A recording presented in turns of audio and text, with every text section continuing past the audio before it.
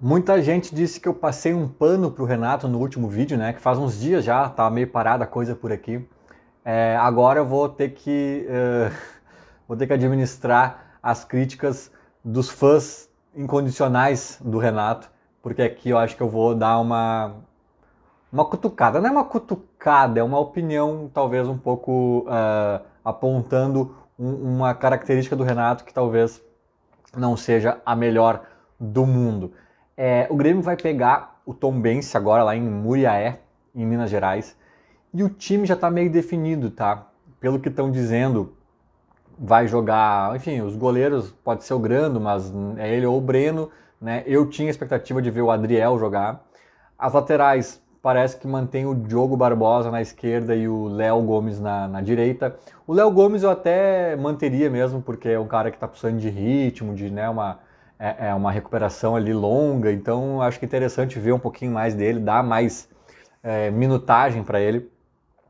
A zaga, antes, um passo antes, né? Parece que foram dispensados, além do Guilherme, que é um cara que eu acho que não está mais nos planos, espero eu, mas foram dispensados de volta a Porto Alegre o Diego Souza, né? Que já faz até uma cirurgia agora na sexta-feira da hérnia.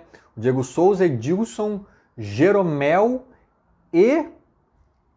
Tô esquecendo de alguém. Tô esquecendo de alguém, talvez o Lucas, agora me deu um branco, mas assim, uh, o Jeromel é um deles, então na zaga vai o Bruno Alves e o Kahneman. O Grêmio vai jogar praticamente com os titulares, com o que tem de melhor, tirando esses 4 ou 5 dispensados aí, que agora me fugiu o último nome. No meio de campo parece que vai ser Vichaçante e Bitelo, né? Aí o Lucas não tá nesse time aí que eu vi divulgando hoje que o Renato já teria treinado com esse time, né? Dando indícios de que seria o titular, que seria o que vai jogar, né? O próximo jogo.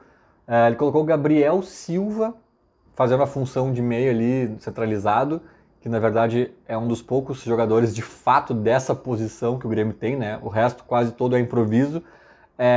Já vou falar mais do Gabriel, já vou falar mais dessa questão do Renato que eu anunciei aqui que eu diria, que eu falaria. E no ataque, aí entram as dúvidas também. O Janderson tá de volta, né? Mas o Emerson, aquele guri também viajou, tá disponível, aí fica a dúvida. Do outro lado, o Tassiano foi dispensado. Tassiano foi dispensado. Aí do outro lado, no meio, o Elkson parece que vai jogar no lugar do Diego Souza. E do outro lado, o Campas, que também volta de lesão, já está recuperado, já jogou e tudo mais. Então, o Tassiano também foi dispensado nessa listinha que eu falei: Edilson, Diego Souza, Jeromel e Tassiano. O Guilherme acho que meio que está fora já do circuito, pelo que eu entendi.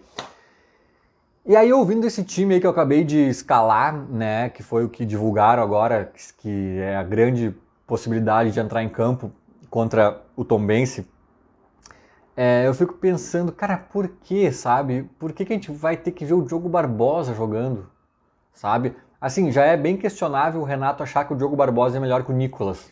É bem questionável para dizer o mínimo, né? Mas beleza, a meta do ano já foi cumprida.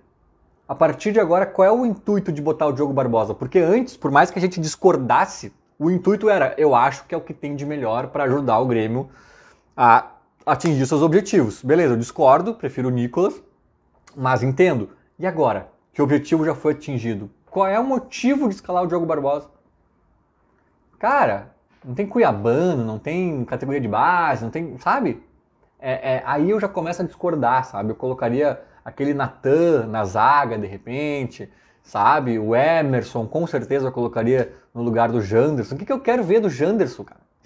Já tô cansado de saber quem é o Janderson, infelizmente, né? Então, assim, fica aí a minha crítica já de antemão ao que foi especulado, né? Não é fato ainda, talvez o Renato não faça isso que estão dizendo, mas eu tenho uma crítica ao Renato, aí sim, sobre algo que a gente já conhece dele, que é a questão com os jovens. Que é a questão com os jovens, aí eu sei que é polêmico, eu sei que vai ter gente dizendo que discorda, e eu vou tentar colocar alguns argumentos aqui. Mas antes, né, falar do Gabriel Silva, eu falei brevemente aqui já na escalação, é um cara que, poxa, muita gente fala dele, e até do Pedro Lucas, aquele, né, A gente viu tão pouco, cara. A gente viu tão pouco. É estranho, sabe? Eu acho que aí tem duas hipóteses. Tem duas hipóteses, nós vamos ter que entender isso talvez no gauchão do ano que vem, sabe? Sei lá quando. Tem duas hipóteses aí que são as seguintes. Ou os guris são bons de bola mesmo, como muita gente lá de dentro do Grêmio diz, né? Um ou outro, ou ambos são bons de bola. E a gestão dessa utilização da base está sendo mal feita nesses últimos anos, o que é muito possível, até porque a gente vem de anos de turbulência, né? Rebaixamento num ano, pressão para subir no outro, são momentos que às vezes a utilização da base pode ser um pouco conturbada, ou são fogo de palha, né? Ou assim, são aqueles candidatos a craque da base que a gente cansa de ver que não vingam, né? Então, na base os caras ficam 10 anos babando o ovo de um guri ali de 8 anos de idade, e quando chega com 18 todo mundo vê, cara, não rolou, sabe? Pode ser uma coisa ou outra, né? E a gente vai ter que ver.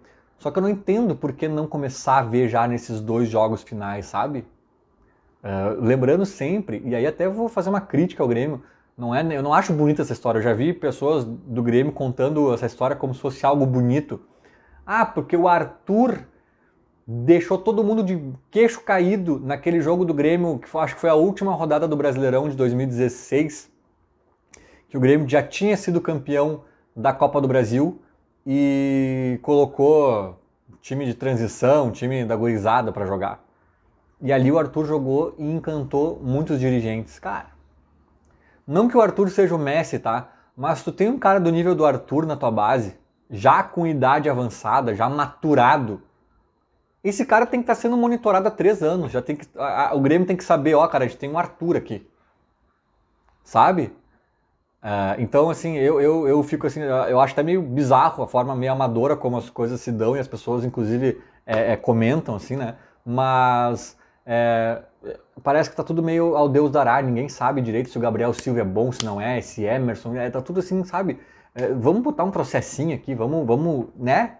E agora poderia ter uma logística, um processo pensado para esses 2 últimos jogos, justamente nesse sentido, para a próxima gestão chegar já com mais pelo menos 180 minutos de amostragem, né, dos guris jogando contra times relativamente competitivos, né? Série B ali, Tombense, Brusque.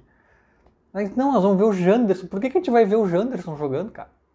Sinceramente, mas vai menosprezar a competição, o Grêmio ainda quer buscar o 2º lugar. Tá, isso é discutível, tá? Se a gente ainda quer buscar o 2º lugar, isso faz alguma diferença. Mas vai lá que eu concorde. Será que é pior com o Emerson do que com o Janderson? Não tô falando aqui de tirar o Pelé, o Garrincha, o Neymar e o Ronaldinho Gaúcho para colocar o... Não. Tô falando de tirar o Janderson, né, para tirar o... Sabe? Então, talvez até ganhe com maior facilidade com esses guris aí do que com algumas peças que a gente tem ali. Então esse é o ponto que eu já não entendo, sabe? Por que não usar esses jogos para isso de cara? E eu acho que o Renato, aí entra a parte polêmica, né? O Renato não tem a melhor condução do mundo nesse quesito base.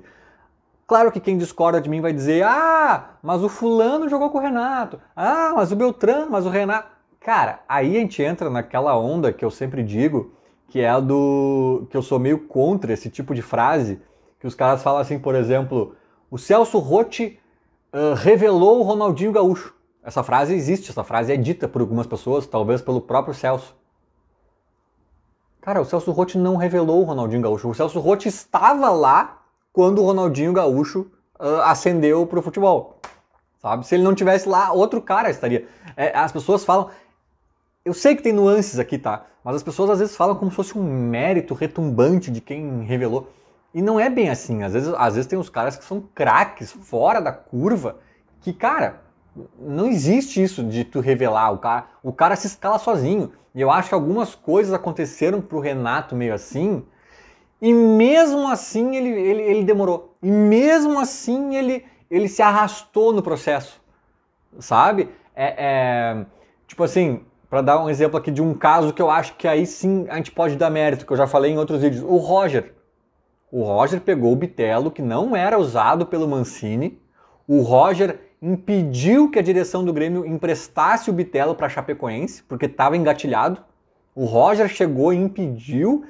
e alçou o Bitelo a titular do dia para noite. O Roger já devia acompanhar, já devia ter uma noção, entende? Então, assim, ali é mérito do Roger, porque o Bitelo não é o Ronaldinho Gaúcho. O Bitelo não é nenhum undershow, assim, não é nada, assim, tipo, acho eu, né? Eu acho muito bom jogador, mas não é um cara craque, assim, acho eu, de, tipo assim, né, revolucionar as finanças do Grêmio quando for vendido. Isso é um guri bom, muito bom, mas assim, tava lá meio escondido, cara. Ali tem mérito. Agora, vou dar um exemplo para vocês que é onde reside a minha crítica ao Renato. Cebolinha. Cara, o Everton Cebolinha, em 2015 mostrou que era bom. Em 2015 mostrou que era muito bom. Eu lembro que eu disse num grupo de amigos gremistas no WhatsApp, o Cebolinha é melhor que o Luan. Não sei se foi em 2015 ou 2016 que eu falei isso, mas assim, eu fui achincalhado, né? Enfim, cara, em 2015 ele mostrou que era bom. Não seria nenhum absurdo o Cebolinha virar titular do Grêmio em 2015. Mas vá lá, eu até entendo que ele ainda era novo, poderia segurar um pouquinho, ser lapidado e etc. Beleza? Corta a cena, entra para 2016, o Cebolinha continua muito bem. E mais do que isso, ele continua muito bem, continua acabando com um jogo de quartas de final de Copa do Brasil contra o Palmeiras lá em São Paulo. Eu estava lá no Allianz Parque, lá no Allianz Arena, e vi um jogo encardido que a gente toma um gol cagado e o Cebolinha entra, ele era banco, né? Ele entra, ele expulsa o Alione, lembra do Alione do Palmeiras? Ele cava a expulsão desse cara num drible, numa jogada ali de qualidade, e na sequência ele faz o gol que nos classifica e me deu a sensação de que esse ano vai ser diferente. Cebolinha, assinatura de Everton Cebolinha. Na final, não preciso dizer também, né? O gol apoteótico dele também em reserva, também entrando, o time com um a menos, o Pedro Rocha expulso e o Cebolinha não é utilizado, né? Aí sempre tinha alguém na frente dele, o Pedro Rocha, não sei quem. Aí em 2017 tu pensa, não, agora é o ano do Cebola. Aí o Renato pede o Fernandinho para ser titular do Grêmio e deixa o Cebolinha esperando, cara. Nós estamos em 2017 já. O cara surgiu em 15, fez um estrago em 16, em 17 ele segue no banco, sabe? E aí ele fica na reserva. Ele fica na reserva o ano inteiro, cara. Ah, deu certo, o Fernandinho fez até gol em final, deu. Mas é aquela coisa que eu sempre digo, se tu colocar o Pelé no banco e for campeão, não pode dizer que tu acertou, né? Porque tu fez uma burrice e deu certo. Com o Pelé jogando seria melhor, sabe? Então é a mesma lógica que eu uso. Tanto é que o Cebolinha vai pro Mundial, entra e nos salva na semifinal, né? O único jogador do Grêmio, além do Renato, que fez gol em Mundial Interclubes. Então, sabe? E aí, fora os casos, assim, cara, aquele Diego Rosa lá, eu nem vou entrar muito no mérito, porque eu não tenho muito conhecimento de causa ali, do que rolou, o que deixou de rolar. Mas o TT, cara, o TT era um cara que era pra ter jogado no Grêmio também. E o Renato não teve essa habilidade de saber colocar o guri no grupo, de dar uma chance aqui, num joguinho mais morno ali, num gauchão, e soltar, sabe? E o guri foi embora sem jogar, e depois de alguns meses, que o Renato achava que ele não estava pronto para jogar no Grêmio, depois de alguns meses o guri estava jogando Champions League. Eu lembro que ele acabou com um jogo contra o Real Madrid, sabe? Então assim, cara, eu acho que falta isso ao Renato, né? E não sabemos ainda se ele será o técnico do ano que vem, né? Se for, aí o papo é outro, a gente vai ter que pensar nisso com mais carinho, com mais cuidado, na verdade. Mas eu já pensaria agora, eu já pensaria contra o Tombense e contra o Brusque. Tô louco para ver o Adriel, dizem que é o melhor goleiro que o Grêmio tem, não sei. Quero ver mais do Natan, quero ver mais do Emerson, quero ver mais do Gabriel Silva, do Pedro Henrique, do Pedro Lucas, sabe? Tem guri que a gente nunca viu, Cuiabano, falam bem também, não sei mais quem, sabe? Cara, tem muitos deles, talvez a maioria, que certamente são fogo de palha, que dá badalado na base, sobe, não vira ninguém, assim, não vira ninguém para tamanho do Grêmio, né? Mas tem outros que podem vingar, cara. Tem outros que podem vingar. E aí nós vamos ter que entender quem é quem, só que só vamos ver jogando. O Renato, ele é muito bom de vestiário, é muito bom de ter o grupo na mão, mas ele se blinda muito da questão dessa atmosfera positiva, né, disso que ele cria no vestiário, dessa fortaleza que ele cria no vestiário, que foi para isso que ele veio nessa reta final, né? Mas ele se utiliza muito dos cascudos para construir isso. A construção dele, eu tenho a impressão que é muito com os cascudos, sabe? Eu acho que ele tem que começar a inserir mais os jovens. Até para ver quem é quem, até para descartar que seja alguns. Não estou dizendo que tem que usar todos. Tem uns que a gente vai ver que não dá e não dá, sabe? Só que talvez tenha que achar esse equilíbrio e essa sintonia fina para o Grêmio ser um time revelador de jovens com maior frequência, assim, né, do que a gente tem visto nos últimos tempos, assim, porque daí até se o empresário identifica que o clube é formador e é utilizador de base, manda mais jogador pra gente. O Santos é assim, o Santos sempre foi conhecido por revelar jovens muito cedo, dar muita chance, guri de 16, 17 anos, e eles dão muita chance para vários, muitos deles não vingam, mas ganham chance. E o São Paulo sempre foi conhecido como o clube que não usa muita base. De uns tempos para cá eles têm tentado mudar, mas historicamente era isso. São Paulo era sempre contratações e tal, e a base sem muito protagonismo. Na hora que o empresário tem uma joia na mão e tem São Paulo e Santos disputando, um guri de 15 anos, para quem vocês acham que ele vai dar preferência, sabe? Então eu acho que o Grêmio, até por isso, tem que entrar nesse circuito com mais força e fazer da base uma fortaleza do clube. Feito? Era mais ou menos isso. Falou, abraço.